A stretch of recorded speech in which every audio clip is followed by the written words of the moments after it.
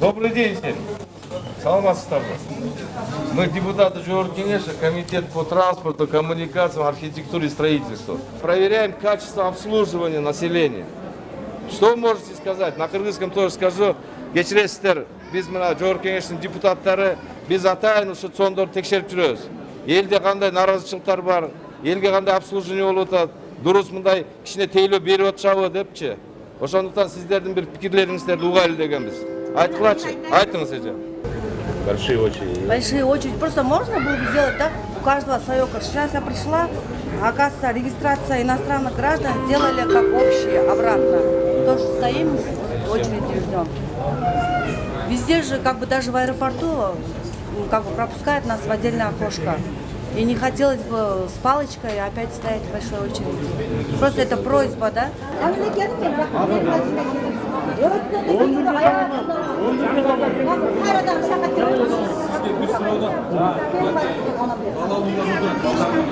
Biz özünçe bir eşik var mı? Biz 5 kişi, ulan 5 kişi de İngiliz turağız balalılarda. Boyunda varlar. Biliriz, yok boyunda varlar gezek çok kiret. İnvalid, boyunda varlar gezek çok kiret. Abi balalılar 5 adamdan, ulan 5 adamdan geliyiz. Özüz karap turağız ama var. Бирок ушу балаларды айтат кылгыла, эмне дегенде кичинекей балдар менен бу жерде ысыкта макулбу. Анан много кондиционированияны жакшынакай кылып койгула. Кичине мындай шарт түзүп бергиле элкечи. Макулбу? Анан биздин ушул кылып аткан иштерибиз жөнүндө мындай жалпы маалымат берип атканда ошол цифровизация боюнча эмне кылып атабыз, министрлик биздин алдыга койгон максаттар еще 2 жыл ичинде каяка жетебиз, каякта элек каяка жетебиз, и биздин койгон максаттар, и ошол биздин койгон максаттардын эсебинен бизге биздин жарандар кандай алгылыктуу жеңил услугаларды ала алышат деген презентация чакандырак. У нас 3 мини-зоны есть в городе Бишкек, которые работают в субботу и воскресенье работают, а также у нас новые зоны, это в прошлом году, это прошлогодний анализ, это 8 зонов открыли, мы в этом году собираемся открыть порядка также там 6-8 центров обслуживания населения, скоро уже откроем. Вот в начале года мы открыли там Иссыкульской области Жетыгус открыли, Тюп открыли и Араван открыли. Еще вот предстоит на следующей неделе Кан, Токмок и это Токтогул мы откроем на следующей неделе, через неделю откроем. Да. Персонификация государственных документов газзначения, да. Внутренние паспорта, мы в 2021 году мы изготовили 570 тысяч паспортов, внутренние паспорта. Да, это прошлый год. Общий гражданский паспорт, это загранпаспорта, 480 тысяч паспортов. Водительское удостоверение 200 тысяч. Удостоверение члена экипажа 320 штук. И в этом году, как вы знаете, согласно указу президента, мы в этом году уже с сентября месяца, 1 сентября, мы хотим запустить Мекен-карт. Это карточка, которую наши соотечественники зарубежных стран, они могут получить, и они могут здесь... Соотечественники наши, да.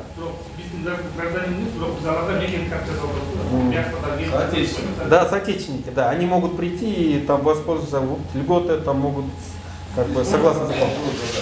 Мы запустили в 2017 году вот эти паспорта, мы запустили в 2017 году.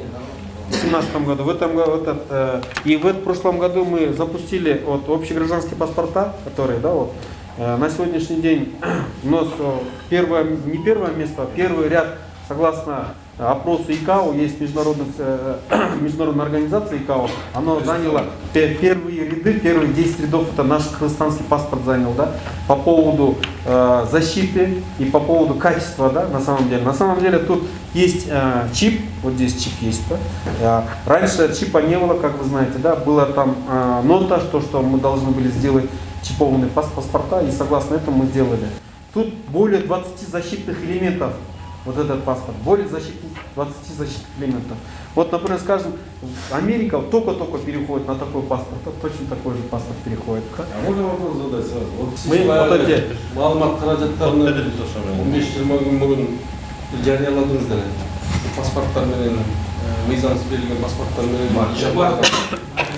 Ошол кандай болот ошол маселеси? Ал боюнча 7 киши гана алды. Алачы нормалдуу эки-үч жерде ошондой эмелер бар экен, ошолордун баары токтолду. Вот сейчас как сказал?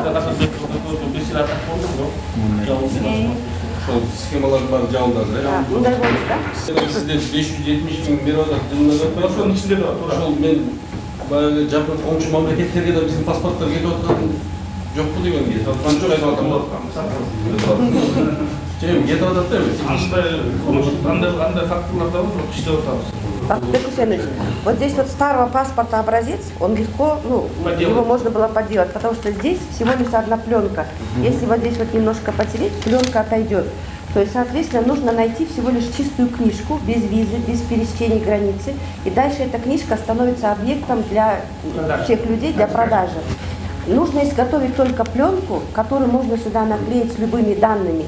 Соответственно, сейчас мы говорим многим гражданам, чтобы они заменили на вот этот паспорт. По действующему законодательству паспорт тоже имеет юридическую силу, он действительный. Но мы прилагаем все усилия, чтобы этот паспорт поменять уже на новый защищенный. Мынакей азыр биз муну беребиз да, эскини берип атасыздар, былтыр бердиңиздер. Азыр эми кайра муну сунуштап атасыздар. Нет, мы уже с 2020 Не, я понял, вот это сейчас, вы же вот это сейчас предлагаете новый паспорт поменять. Не, я понял. Эл сатып алып атат да муну кайра. Туурабы? Азыр мынакей сиздер мунудан башкасын дагы бир 5 жылдан кийин чыгарсаңар, кайра карапайым элди кайра да 5 сатып жылдан алыш кейін болбойт. Бул эми ИКАОнун негизинде бул мировая практика 10 жылда бир эмелерин алмаштырып. Хорошо, 10 жылда бир. 10 жылда. Хорошо, 10 жылдан кийин кайра жаңы паспорт чыкса, 10 жылдан кейін бул өзү эле мөөнөт суроо 10 жылда. 10 жылда. Ошон үчүн баягы Союз учурунда бир паспортты 25 жылга чейин берчү эле го. Карапайым элди кайра эле биз алдап акчасын алып атпайлыбы? Жемал тура эмес экен. 25 жылдан кейін базы Жок, сиз азыр мынакей цифровизация деп атасыздар, алдыга жылып атабыз деп атасыздар. Мынакей министерстводон түздүк. Азыр алдын ала иш кылайлы анда. Азыр да 1-2 жылдан кийин дагы которбой эле деген маселе болуп атат. Вот жерде бүткүл дүйнө жүзү Не, на самом деле сейчас изменят технологии. Завтра что-то новое выйдет. Мы тоже будем менять, тоже нужно обновлять что-то. Нет, Это мы нормально. здесь большие города, горожане, город-то это проблем нет. А в селах это проблема. Вы сейчас вот так мы говорим, да, лучше. А в селах это проблема. Но они же решают эту проблему. Бактык Анатольевич, бул жерде мындай болуп атат да, бул бүткүл дүйнө жүзү 10 жылда бир Не, я понял бы, если они вот старые паспорта взяли бы, новые дали бы бесплатно, тогда хорошо было. Biz айтып атпайбыз, и эски паспорттагы действительный деп. Он законом не запрещает им пользоваться. Аны мен да колдонуп атам. Просто бул бүгүнкү күндүн потребность. Мисалы үчүн, сиз азыр башка границага чыксаңыз, тиги паспорт менен барсаңыз, сизге чуть-чуть неудобно, анткени аяктан сурабайт чиповый паспорттор. Дүйнөнүн потребность биз калбайт экенбиз. Мы идем шаг за ним.